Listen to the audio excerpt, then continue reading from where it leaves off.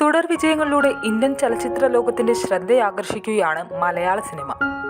വലിയ ബജറ്റിൽ നിർമ്മിക്കുന്ന ബ്രഹ്മാണ്ഡ ചിത്രങ്ങൾ പോലും കൂപ്പുകുത്തുന്ന അവസ്ഥയിൽ ചുരുങ്ങിയ ചിലവിൽ തിയേറ്ററിൽ വിസ്മയം സൃഷ്ടിക്കുന്ന മലയാള സിനിമകളെ ആശ്ചര്യത്തോടെയാണ് മറ്റു പല ഇൻഡസ്ട്രികളും നോക്കിക്കാണുന്നത്. പ്രേമലു എന്ന ചിത്രത്തിലൂടെ ആരംഭിച്ച തേരോട്ടം അടുത്തിടെ പുറത്തിറങ്ങിയ ആവേശത്തിലും തുടരുകയാണ്. മലയാള സിനിമയ്ക്ക് കിട്ടാക്കനിയായിരുന്ന 100 കോടി ക്ലബിൽ ഈയിടെ പുറത്തിറങ്ങിയ 4 സിനിമകളാണ് സ്ഥാനം പിടിച്ചത്. ചിദംബരം ഒരുക്കിയ മഞ്ഞുമൽ ബോയ്സ് 100 കടന്ന് 200 കോടിക്ക് മുകളിലാണ് തിയേറ്ററിൽ നേടിയത്. മലയാളത്തിലെ എക്കാലത്തെ മികച്ച വിജയമാണ് ചിത്രം സ്വന്തമാക്കിയത്. ഏകദേശം 230 കോടിക്ക് മുകളിലാണ് ചിത്രം ആഗോളതലത്തിൽ കളക്ട് ചെയ്തത്. മഞ്ഞുമൽ ബോയ്സിന്റെ അണിയറ പ്രവർത്തകർ പറഞ്ഞതുപോലെ മലയാള സിനിമയുടെ സീൻ മൊത്തത്തിൽ മാറി. നല്ല അഭിപ്രായം വരുന്ന സിനിമകൾ വലിയ ഹിറ്റുകളാകുന്നു. 2023 താരതമ്യം ചെയ്യുമ്പോഴാണ് ഈ വർഷത്തെ നേട്ടം ഒന്നുകൂടി വ്യക്തമാവുക. കഴിഞ്ഞ വർഷം 220 ചിത്രങ്ങൾ പുറത്തിറങ്ങിയിട്ട് വിജയിച്ചത് 16 എണ്ണം മാത്രം. വലിയ ഹിറ്റായത് 5 എണ്ണം.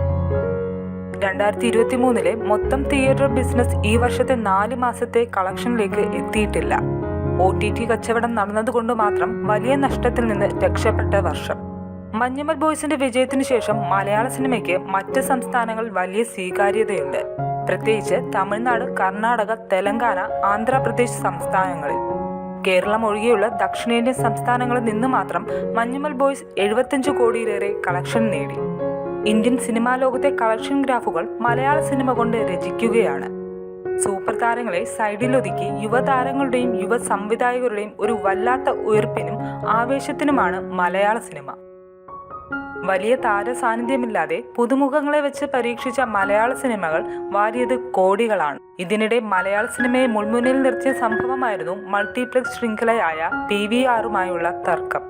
മലയാള സിനിമാ നിർമ്മാതാക്കൾ ഡിജിറ്റൽ കണ്ടന്റ് സംവിധാനം വഴി മാസ്റ്ററിംഗ് യൂണിറ്റ് തുടങ്ങിയതാണ് PVRനെ പിണക്കിയത്. മലയാള സിനിമകൾ PVR ശൃംഖലയിൽ പ്രദർശിപ്പിക്കില്ലെന്ന് പറയുകയും ചെയ്തു. ഇതോടെ പുതിയ റിലീസുകൾ വലിയ തിരിച്ചടിയാണ് നേരിടേണ്ടി വന്നത്. ഒടുവിൽ മലയാള സിനിമകൾ പ്രദർശിപ്പിക്കാമെന്ന് PVR സമ്മതിച്ചു.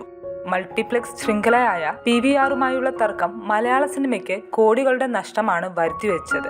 വിഷു സീസണിൽ കനത്ത നഷ്ടം നേരിടേണ്ടി വന്നു. കേരളത്തിന് പുറത്ത് മലയാള സിനിമകൾ ഏറ്റവും അധികം റിലീസ് ചെയ്യപ്പെട്ടിരുന്ന മൾട്ടിപ്ലക്സ് ശൃംഖലയായ PVRലൂടെയാണ് ഹിറ്റുകളായ മഞ്ഞുമൽ ബോയ്സും പ്രേമലും അടക്കം ചെന്നൈയിലും ബാംഗ്ലൂരിലും ഹൈദരാബാദിലുമൊക്കെ ഏറ്റവും അധികം പേർ കണ്ടതും. തുടർ വിജയങ്ങളിലൂടെ ഇന്ത്യൻ ചലച്ചിത്ര ലോകത്തിന്റെ ശ്രദ്ധയാകർഷിക്കുകയാണ് മലയാള സിനിമ.